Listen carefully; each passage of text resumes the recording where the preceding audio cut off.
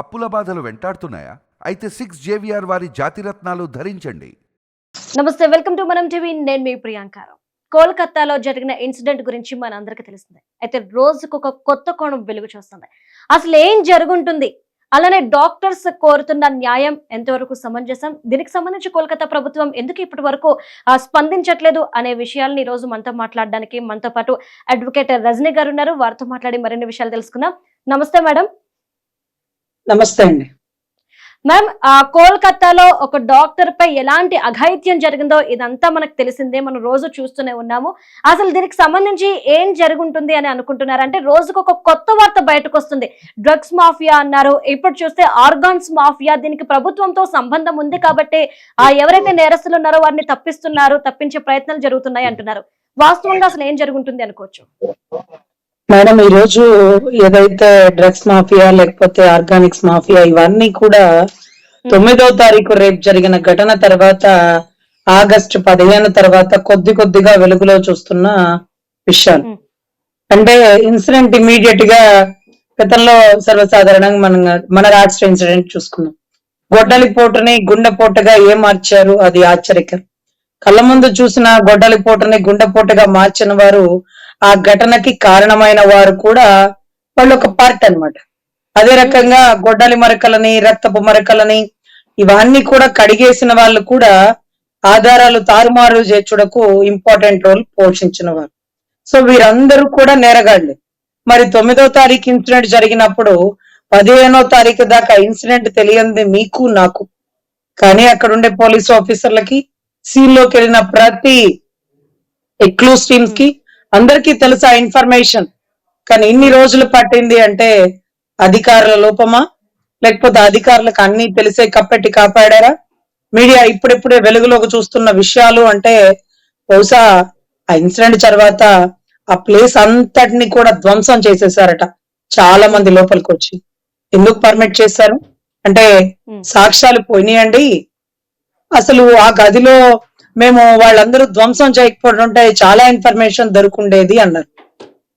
ఆ ఏదైతే ఆ రూమ్ ని ధ్వంసం చేయడానికి ఎంతమంది వచ్చినారో, ఎందుకు అలా చేసినారో, దీనివల్ల ఫెయిల్ అయిన ప్రతి పోలీస్ ఆఫీసర్లు ఆ తప్పుకి బాధ్యులేనండి. సర్వసాధారణంగా మీ అందరికీ తెలియదు, ఒక వ్యక్తి డాబా మీద దూకి చనిపోతే ఇమీడియట్ గా అక్కడి వరకు మ్యాప్ గీసి, అంటే చాక్ పీస్ తో గీసి అతను ఎలా పడిపోయాడు అంటే దూకే పడిపోయాడా, ఎక్కువ దూరం నుంచి పరిగెట్టుకుంటూ వచ్చి దూకేశాడా, అక్కడి నుంచే చాలాసేపు మాట్లాడిన తర్వాత దూకాడా, ఎవరన్నా నెడితే దూకాడా, ఆ ఫోర్స్ ఎంత వాడారు, ఆ ఫోర్స్ లేడీ ఫోర్సా జెంట్ ఫోర్స్ అనేది కూడా కనిపెట్టగల క్లూస్ టీము, లేకపోతే ఫారెన్సిక్ రిపోర్ట్ సంబంధించిన ఎవిడెంట్, ఇవన్నీ ఉంటాయండి. కానీ వాళ్ళు చెప్పుకున్న సమాచారం ఏంటంటే ఎవరో చేతిలో ఇయర్ ఫోన్స్ ఉన్నాయట, అవి బయటకు వచ్చేటప్పుడు లేవట. అతను ఏమన్నా సెమినార్ హాల్లోకి వెళ్ళడం చూసారా అంటే చూడలేదు. రేపు చేయడం చూసారో చూడలేదు. మరి ఆ అమ్మాయికి అతనికి ఏమన్నా పరిచయం ఉందా? I don't know. మరి ఆ అమ్మాయి ఫోన్ కాంటాక్ట్ లో అతని నెంబర్ ఏమన్నా అది తెలియదు. కానీ ఆ అబ్బాయి మీద 4-5 కేసులు ఉన్నాయట, 4 పెళ్లిళ్ళు చేసుకున్నాడట, లేకపోతే భార్య 498 పెట్టిందట. ఇతనే చేసి ఉండొచ్చు, ఎందుకంటే అతను వాడే ఇయర్ ఫోన్స్ సెమినార్ రూమ్ లో దొరికిందట. అంటే సెమినార్ రూమ్ లోకి వెళ్ళినప్పుడు ఇయర్ ఫోన్స్ దొరికినప్పుడు పెనుగులాటలో ఒక ఆడబిడ్డకి ఎముకలు ఇరిగిని, లేకపోతే బర్మయ మీద ఫ్రాక్చర్ అయింది. ఇదంతా చాలా డిఫరెంట్ యాంగిల్లో ఆలోచిస్తున్నామండి. లోపల ఉండే ఆర్గానిక్స్ అంటే దొంగతనం చేసేసి అనుమానం రాకుండా రేప్ ఘటన అంటే అయిపోలా. మన ఆలోచన అంతా అరవే కాలు రిగిపోయింది, మరవయం కోస్తాడు. 2 గంటలు అంటే అరౌండ్ 3 to 6 మధ్యలో అరౌండ్ ఒక 3 hours లో ఇంత చేయడానికి పాసిబిలిటీ ఉంటుందా? ఒక వ్యక్తి వల్ల సాధ్యం అవుతుందా? ఒక 15 ml స్పరం కి 150 ml స్పరం కి బాడీలో దొరకడం, అది ఎట్లా పాసిబిలిటీ అయింది? ఆ బిడ్డ ఎంత నరకు అనుభవించింది? యాస్టీస్ పోస్ట్ మార్టం లో అప్పుడే తేలి ఉండేదంట. బాడీని చూస్తే పోలీసులు టచ్ కూడా చేయకుండా ఒక వ్యక్తి రేప్ చేశారు, 9 మంది రేప్ చేశారు, 5-6 రేప్ చేశారు. కనీసం అంచనా వేయగల టీం ఉంటదండి. వాళ్ళందరూ వచ్చారు, వాళ్ళందరూ తెలివిగా కొంతమంది డాక్టర్లని, కొంతమంది ప్రిన్సిపల్ని, కొంతమంది యాజమాన్యాన్ని కప్పెట్టి కాపాడడం కోసం ఆటోమేటిక్ గా అలవాటైన విద్య. పొలిటికల్ ప్రెజర్, ఎవరో ఒకళ్ళని నేరగాడిగా చిత్రీకరించకపోతే రోడ్లెమ్మట స్టూడెంట్స్ ర్యాలీలు చేస్తారు, రాష్ట్రాలు ధర్నాలు చేస్తారు, పక్క దేశాల వాళ్ళు చింతిస్తారు. ఇవన్నీ కూడా అలవాటైన విద్య. గతంలో ఎప్పుడో మనం చూసాం క్రిమినల్ సినిమాలో ఒక డాక్టర్ ని చంపిన విధానం.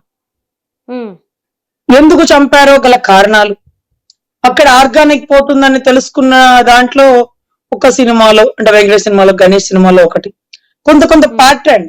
అంటే ఇవన్నీ సినిమాల్లో చూడడమే కాదు, యథార్థ ఘటనలు అని మరొక్కసారి తెర మీదకి వచ్చినాయండి. నిన్న మొన్న కూడా నేను ఒక ప్యానెల్లో ఒక డిబేట్ లో కూర్చున్నప్పుడు అక్కడ ఉండే డాక్టర్లు వాదిస్తారు, మా డాక్టర్లకి ఏం పని అండి, ఎవడో బయట రోడ్ సైడ్ రోమే చేస్తాడు, మీరు డ్యూటీ డాక్టర్లని ఎలా చెప్తారు రజనీ గారు అంటారు. How you know? మీకు తెలుసా డ్యూటీ డాక్టర్లు మంచి వాళ్ళు, డ్యూటీ డాక్టర్లు తప్పులేదు. అనుమానించేటప్పుడు లాయర్లా ఇంకొకటి అనేది మనం ఎలా పోలుస్తాం?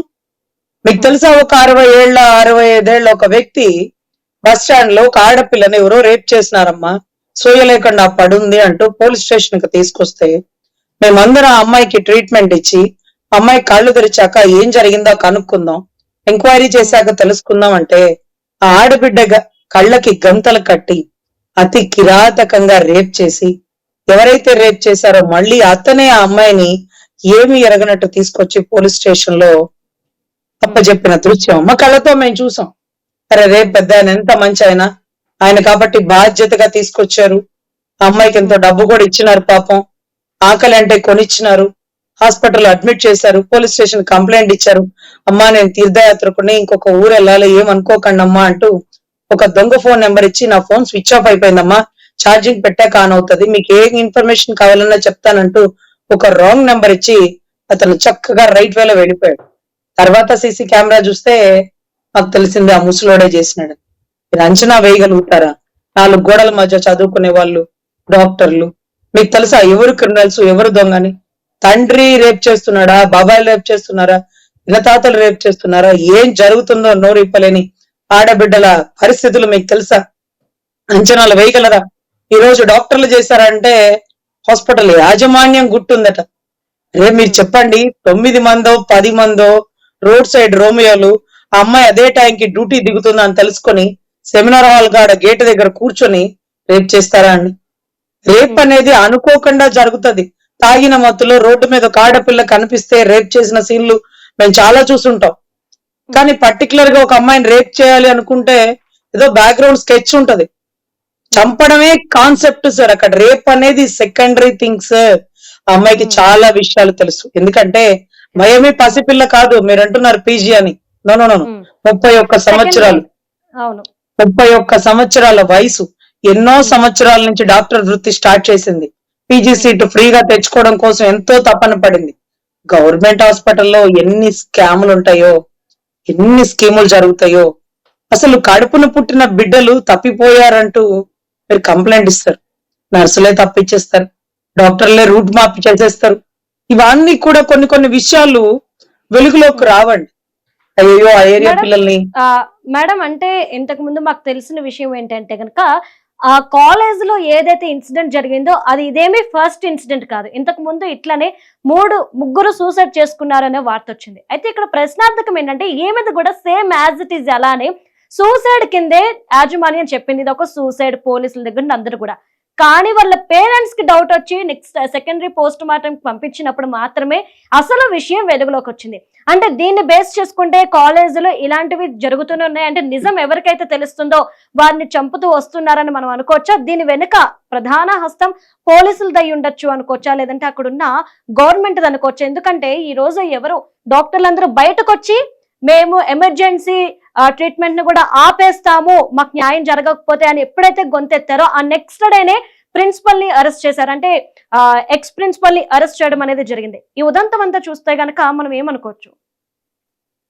మేడం ఇదే ఇన్సిడెంట్ నేను ఇంకొక ఛానల్లో మాట్లాడినప్పుడు ఆ ఇన్సిడెంట్ ఎక్కడైతే జరిగిందో ఆ హాస్పిటల్ ని సీజ్ చేస్తారు, ఆ హాస్పిటల్ ని టెంపరీగా ఆపేస్తారు. అంటే ఎంత పెద్ద హాస్పిటల్ ఎలా ఆపేస్తారండి? హాస్పిటల్ ఆపేస్తే ఎన్ని సర్వీసులు ఆగిపోతాయి మీకు తెలుసా? అది ఒక పెద్ద యానిషెంట్ చారిత్రాత్మకమైన హాస్పిటల్ అంటూ చాలా మంది ప్యానెల్లో మాట్లాడారు. మాకెందుకు సార్, మాకెందుకు మేడం, ఒక కాలేజ్ లో ఒక ఇన్సిడెంట్ జరిగింది, ఒక హాస్టల్లో ఒక ఇన్సిడెంట్ జరిగింది, అది ఎంత పెద్ద హాస్టల్ అయినా ఆ టయానికి సీజ్ చేసి యాజమాన్యాన్ని కస్టడీలోకి తీసుకుంటాం. ఈ రోజు ఈ ఆడబిడ్డ తల్లి కొంచెం తెలివి కలదు, దానివల్ల రీపోస్ట్ మార్టం జరిగింది. అరే, ఒక బాడీ ముక్కలు ముక్కలుగా నరికితే అది గొడ్డలిపోటు కాదు గుండెపోటు అన్న సిఐ శంకరయ్య ఈ రోజు డిఎస్పీ ప్రమోషన్ లో ఉన్నాడని మేము వాదిస్తుంటే, అతను తప్పు చేశాడు, తప్పుని సమర్థించాడు, తప్పు చేసిన వారిని కప్పెట్టి కాపాడాడు అంటే, ఈరోజు Calcutta commissioner justice, Calcutta CM గారు మమతా బెనర్జీ గారు, ఆవిడ ఒక మమత, మానవత్వం, మమత అని కొన్ని పదాలని వాడి ఉంటే ఆ హాస్పిటల్లో గతంలో జరిగిన ఘటనలు కూడా వెలుగులోకి వచ్చి ఉండేవి. అంటే యాస్టీజ్ ఇది కూడా అలాగే చేద్దాం అనుకున్నారు, సూసైడ్. తర్వాత ఒక రేప్ ఏదో జరిగి ఉంటది, ఎవరో అఘాయిత్యం చేసి ఉంటారు, ఎంక్వైరీ చేస్తున్నాం అన్నారు. లేదు, అమ్మాయి మర్మావయం కోయబడి ఉంది, అయ్యో చాలా దారుణంగా బ్రూటల్ మర్డర్ చేసేసారు, మా బిడ్డని రేప్ చేసేసారు. మర్డర్ అని వాడు ఇప్పటికీ అనుకోవటం లేదండి. రేప్ జరిగినప్పుడు ఆ పెనుగులాటలో చచ్చిపోయిందేమో అనుకుంటున్నారు. కాదు సార్, ఇంటెన్షనల్ గా చంపేశారు. కానీ రేప్ గా మారాలి, ఒక కోరికతోనే చంపారు, ఇంకేమి దీని వెనకాల లేదు అంటూ తెలివిగా ఏ మార్చడం కోసం ఆ ప్లేసులన్నీ కట్ చేసి ఆ పొయ్యికలన్నీ ఇరిపేస్తే ఎవరో ఒక్కళ్ళనో ఇద్దరినో తీసుకొద్దాం అనుకున్నారు. కానీ గ్యాంగ్ రేప్ అనే విషయాన్ని తెలిసింది. అంటే రేప్ చేయడము జరిగింది, రేప్ చేయడం తర్వాత చంపడం జరిగింది. ఎలాగో చంపేస్తున్నాం కదా, ఆడపిల్ల, అందమైన పిల్ల, అనుభవించి చంపేద్దామన్న కోరికతో ఉన్న కొంతమంది ఆ పని చేశారు. కానీ వాళ్ళ ఇంటెన్షన్ అమ్మాయిని రేప్ చేయడం కాదు, వాళ్ళ ఇంటెన్షన్ వాళ్ళ కొన్ని నిజాలని కప్పెట్టి కాపాడడానికి, ఆ అమ్మాయిని చంపడానికి, దాన్ని రేపుగా పేరు మార్పు చెందించడం కోసం రేప్ చేశారే గాని రేప్ చేసే కాన్సెప్ట్ కాదు. అక్కడ చంపాలి, నిజాన్ని వెలుగులోకి రానివ్వకూడదు. అసలు గవర్నమెంట్ హాస్పిటల్లో ఏమీ లేని వాళ్ళకి సర్జరీలు చేస్తుంటే, అరే రూపాయి ఖర్చు లేకుండా సర్జరీ బాగా చేశారా పెద్ద హాస్పిటల్ ఉంటారు. వాడి కిడ్నీ పోయినట్టు వాడికే తెలియదు, వాడి ఒంట్లో కొంత బ్లడ్ లో ప్లేట్లెంట్ తీసేసినట్టు అతనికే తెలియదు. ఇలాంటివి జరగడమే కాకుండా కడుపులో బిడ్డ చనిపోయిందంటూ బతికున్న బిడ్డని అమ్మేస్తున్న పరిస్థితులు మీకు తెలియదు. ఒక ఆడబిడ్డని ఎలుక కొరికేసిందని మీరు అనుకుంటారు, పాప అతి కిరాతకంగా చనిపోయింది, ముఖం అంతా చెక్కబడింది అంటారు. అది ఆడబిడ్డ కాదండి. ఆడబిడ్డకి, పసిబిడ్డకి కూడా కొన్ని అవయవాలు మార్చేసి ఎలుకలు కొరికేసి మనిషి ముఖం అంతా చెక్కేశారు. ఆ బిడ్డ ప్లేస్ లో ఇంకొక చనిపోయిన బిడ్డను పెట్టి ఆ బిడ్డల్ని మార్చేసే ప్రదేశంలో తల్లికి తన బిడ్డ, పరాయి బిడ్డ ఇవంతా పోల్చుకోరా, నా బిడ్డని ఎలుక కొరికేసినది, నా బిడ్డ చచ్చిపోయినది అని హత్తుకొని ఆ బిడ్డని పూడ్చిపెడతారు. కానీ ఇదిగో నా బిడ్డలాగా లేదని 2-3 రోజులకి, ఒక 4 రోజులకి తల్లికి ఎలా తెలుస్తుందండి బిడ్డ? అక్కడ పడుకోబెట్టినప్పుడు ఏ బిడ్డ ఎవరిదో డెలివరీ చేసిన నర్స్ కో డాక్టర్ కో తప్ప తల్లి కూడా పోల్చుకోలేదే, పాలిచ్చి వెనక్కి ఇచ్చేయడమే కదా. మీ బిడ్డకి బాగాలేదు, ఇమీడియట్ గా ఐసీయూలో పెట్టాలి సార్ పెట్టండి సార్, ఆ బిడ్డని కాపాడండి సార్ అంటారు. ఐసీయూలో బిడ్డ అవయవాలు మార్చేసి, ఐసీయూలో నీ బిడ్డ చనిపోయినదంట, అయ్యో నా బిడ్డ చనిపోయినదే అంటూ ఆ తల్లి ఆ రోధిస్తూ ఆ బిడ్డని పూడ్చిపెట్టేస్తుంది. అంతేకాని డాక్టర్ల మీద అనుమానం రాదు. లాంటి మాఫియాలు జరుగుతూ కలకత్తా కాళీ పుణ్యం అంటూ ఈ రోజు ఎన్నో విషయాలు వెలుగులోకి రావాల్సినటువంటి నైతిక బాధ్యత ఉందండి. యాజమాన్యందే కాదు, ఇలా ఎన్నో హాస్పిటల్స్ లో జరుగుతున్నాయి. నిఘా పెట్టి ఉంచాలి. ఇది దేశవ్యాప్తంగా తీసుకోవాల్సినటువంటి గొప్ప నిర్ణయం. దీనివల్ల డాక్టర్లకే కాదు, ఏ ఆడబిడ్డకైనా రక్షణ కల్పించాలి. ఆవులకి భద్రతిస్తున్న ఉత్తరప్రదేశ్ ఆడబిడ్డలకి రక్షణ ఇవ్వలేదు అంటూ హత్రాస్ ఘటన వెలుగు చూసింది. ఒక ఆడబిడ్డని 4 కలిసి రేప్ చేసి చంపేస్తే ఆ ఢిల్లీ పోలీసులు వెళ్లి బాడీని తెచ్చి తల్లిదండ్రులకు కూడా చూపించకుండా తల్లిదండ్రుల కళ్ళ ముందే కటకటాల వెనకాల తల్లిదండ్రులు నుంచోపెట్టి ఒక మూల కాల్చివేసిన సన్నివేశం దేశవ్యాప్తంగా కలిచివేసి, అప్పుడున్న ప్రభుత్వం వాళ్ళని కలవడానికి వచ్చిన కాంగ్రెస్ సంబంధించిన కొంతమంది వ్యక్తులు వీళ్ళని కూడా ఆపేశారు. ఏం జరుగుతుంది అక్కడ అర్థం కాని పరిస్థితి. హత్రాస్ ఘటన రాష్ట్రం కాదు, దేశం మొత్తం వెలుగు చూసిన ఘటన. వీటన్నిటికంటే మించి ఉన్నావ ఘటన కూడా ఇంతేనండి. ఒక ఆడబిడ్డని కుల్దీప్ సింగ్ అనే ఒక ఎమ్మెల్యే రేప్ చేశాడంటూ 17 ఏళ్ల మైనర్ పిల్ల ఇచ్చినటువంటి కంప్లైంట్. మనందరికీ తెలుసు నిర్భయ ఘటన, దిశ ఘటన అని, హత్రాస్ ఘటన అంతకంటే కిరాతకమైనది. సేమ్ ఇదే ఇన్సిడెంట్ అండి. ఆ ఆడబిడ్డకి నాలుక కొరికేశారట, మర్మావయవాలు కోసేశారట, అతి కిరాతకంగా రేప్ చేశారట. అరే ఇవే మనం చూస్తున్నాం. ఆడబిడ్డ ఒంటిలో కిడ్నీ పోయిందేమో, లివర్ పోయిందేమో, విలువైన ఆర్గానిక్స్ ఏమన్నా పోయినాయేమో మనందరికి తెలియదు కదా. కళ్ళల్లోంచంట రక్తం వస్తుందంట. పాపం ఈ కలకత్తాలో జరిగిన ఇన్సిడెంట్ కి అరే రే నా బిడ్డని కళ్ళల్లో పొడి చేసినారా? రేప్ చేసేవాడి కంటితో ఏం పని? కంటిలో అద్దం పెంకులు ఎందుకు వేశారు? కళ్ళు పీకేశారేమో, కళ్ళను అమ్మేశారేమో అని మనం ఆలోచించలేకపోయాం చూడండి. ఇది మన అవివేకం. కానీ ఇవన్నీ పోస్ట్ మార్టం లో రావాలా? కొన్ని అవయవాలు ఆర్గానిక్స్ మాయమైపోయినాయి అనుకోవాలా? దీని వెనకాల ఒక సైకోలు ఉన్నారా, లేకపోతే బిజినెస్ ఏ నడుస్తుందా అనేది ఎప్పుడో ఒక 20 ఏళ్ల క్రితం క్రిమినల్ సినిమా వస్తే అని నోరు తెరిచేవాళ్ళు. ఇలా జరుగుతుందా? ఇలా కూడా జరుగుతుంది. ఇలా ఇప్పటికీ జరుగుతూనే ఉంది. చాలా గవర్నమెంట్ లో, హాస్పిటల్స్ లో చాలా ఉదార స్వభావమైనటువంటి, ధార్మికంగా కొన్ని హాస్పిటల్లో మీకు ఫ్రీ ట్రీట్మెంట్ ఇస్తామన్న చోట్ల కూడా ఇలాంటి జరిగిన ఘటనలు ఉన్నాయండి. దేవుళ్ళ పేరు చెప్పుకొని, ఆశ్రమాల పేరు చెప్పుకొని మీకు ఫ్రీగా ట్రీట్మెంట్ ఇస్తామన్న చోట్ల పాపం ఫ్రీగా ట్రీట్మెంట్ వస్తుందని అవివేకంగా వెళ్ళిన వారికి ఏదో ట్రీట్మెంట్ జరుగుతుంది టెంపరీగా. కిడ్నీలు మాయమైపోతున్నాయి, లివర్లు మాయమైపోతున్నాయి, లేని రోగాలు వచ్చేస్తున్నాయి. ఇవన్నీ కూడా సర్వసాధారణం అయిపోయిందండి. సో ఇది కలకత్తా కాళిపుణ్యం అంటూ వెలుగులోకి వచ్చిన విషయాల, లేకపోతే మమతా బెనర్జీ గారికి వెలుగులోకి తీసుకొచ్చినటువంటి నివ్వరపోయిన నిజాల, లేకపోతే దేశవ్యాప్తంగా మోడీ గారు ఒక ఇమ్మీడియట్ గా తీసుకోవాల్సిన డెసిషన్ కి సంబంధించిన వివరాల, వాట్ ఎవర్ ఇట్ మేవండి. కుల్దీప్ సింగ్ అనే ఒక ఎమ్మెల్యేని ఉన్నావ ఘటనలో అరెస్ట్ చేయడానికి చాలా పెద్ద లిస్టే జరిగిందండి. పోరాడిన తండ్రిని కస్టోడియల్ డెత్ చేసి కస్టడీలోనే చంపించేశారు కుల్దీప్ సింగ్ వాళ్ళ తమ్ముడు తాలూకా వాళ్ళు. అప్పుడు supreme court chief justice Ranjan Gogoi కి లెటర్ రాసింది ఆ బిడ్డ, ఉన్నావ ఘటనలో ఆడబిడ్డ. సార్ నా ప్రాణానికి రక్షణ లేదు, నా లాయర్లు నన్ను కూడా చంపేస్తారేమోనని రాసిన ఒక 10-15 రోజులకు, ఒక నెల రోజులకి లాయర్ ని తీసుకుని కోర్టుకు సాక్ష్యం చెప్తున్న వెహికల్ కూడా ట్రక్ లారీతో గుద్దబడి యాక్సిడెంట్ అయింది. సో ఇవన్నీ వెలుగులోకి వచ్చిన విషయాలండి. ఆ ఘటనలో ఎప్పటికో కుల్దీప్ సింగ్ అనే ఒక ఎమ్మెల్యేకి శిక్ష పడింది, అది కూడా సిబిఐ ఇన్వాల్వ్ అయ్యాక. ఈ కేసులో కూడా మీకు తెలుసో లేదో సిబిఐ ఇన్వాల్వ్ అయ్యాకే ఇన్ని విషయాలు వెలుగులోకి వచ్చి ఎప్పుడో 9వ తారీఖు ఒక సూసైడ్ కేసుతో కొట్టేద్దాం అనుకున్న కేసు వెలుగులోకి వచ్చి రేప్ అంటే తల్లిదండ్రులు ఎవరు చంపారో తెలిసేస్తే మళ్ళీ నోరెత్తరు అంటూ తెర మీదకి ఒకరిని తీసుకొచ్చేసి ఇతనే అలా చేస్తాడు. బయట కెమెరాలో పడిందంట. సెమినార్ గేట్ బయట కెమెరాలు లేవా? ఆడబిడ్డ పడుకున్న ప్రదేశం సెమినార్ హాలా? రెస్ట్ తీసుకోవడానికి ప్లేస్ లేక సెమినార్ హాల్కి వెళ్ళిందా? సెమినార్ హాల్ కి దమ్ము కొట్టడానికి వెళ్ళింది, గంజాయి తీసుకోవడానికి వెళ్ళింది. ఆ అమ్మాయికి డ్రగ్స్ అలవాటు ఉందంటూ మాట దాచేసిన పరిస్థితి కూడా అక్కడ నెలకొంది, మీకు తెలుసో లేదో. సో ఇవన్నీ జరిగిన ఒక్కొక్క విషయం తర్వాత సిబిఐ ఇన్వాల్వ్ అయ్యాకే ఇన్ని విషయాలు వెలుగులోకి వచ్చినాయండి. ఇంకా కూడా రావాల్సి వచ్చింది, ఇంకా కూడా వస్తాయి. ఇదే రకంగా అన్ని హాస్పిటల్స్ లో కూడా వస్తాయి.